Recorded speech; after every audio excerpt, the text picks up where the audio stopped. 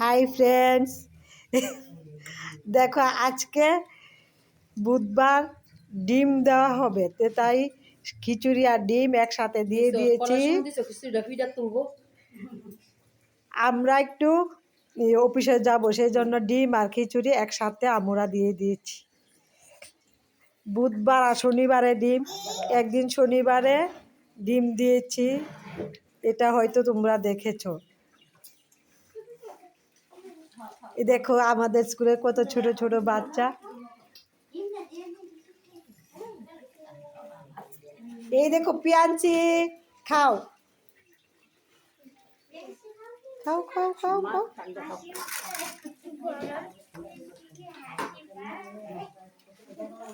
খাও।